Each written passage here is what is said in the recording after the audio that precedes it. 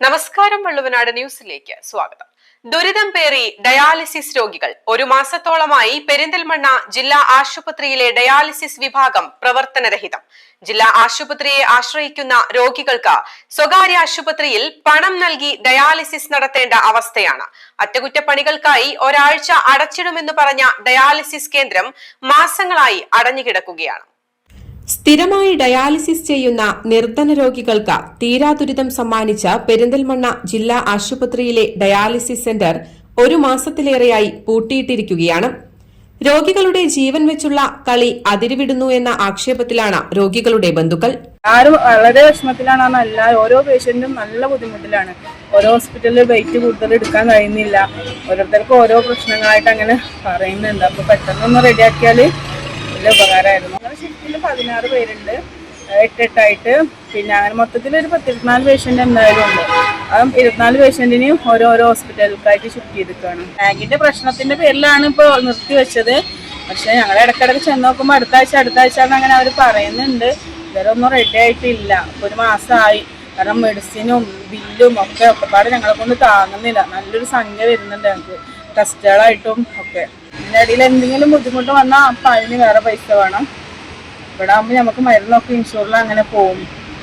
അങ്ങനെ ബുദ്ധിമുട്ടിലാണ്.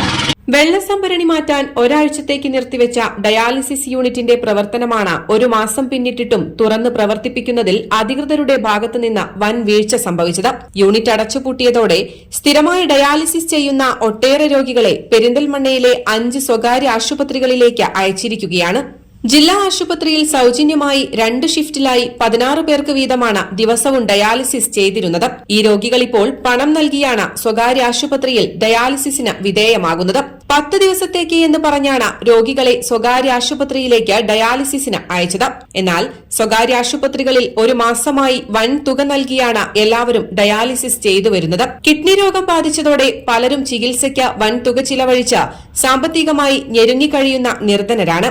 ജില്ലാ ആശുപത്രിയിലെ സൌജന്യ ഡയാലിസിസും മരുന്നും ലഭ്യമാക്കുന്നത് മിക്കവർക്കും ആശ്വാസമായിരുന്നു. എന്നാൽ ഇപ്പോൾ ഡയാലിസിസിന് വൻ തുക നൽകേണ്ടി വരുന്നത് സാമ്പത്തിക ശേഷി കുറഞ്ഞ മിക്ക കുടുംബങ്ങൾക്കും താങ്ങാനാവുന്നില്ല. ജില്ലാ ആശുപത്രിയുടെ ഡയാലിസിസ് യൂണിറ്റിൽ നിരവധി രോഗികൾ ബുക്ക് ചെയ്ത് കാത്തിരിക്കുന്നുണ്ട്.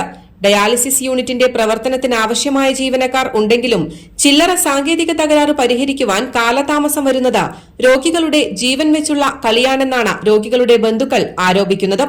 News desk, Valluvanad news. നന്ദിയുണ്ട് ഇന്നോളം എത്തിയ ഞങ്ങളുടെ ഈ സുവർണ യാത്രയിൽ നിങ്ങളുടെ ഓരോ ആഘോഷങ്ങൾക്കുമൊപ്പം ഞങ്ങളെയും ചേർത്ത് നിർത്തിയതിന്. Beauty mark gold and diamonds, specially for U.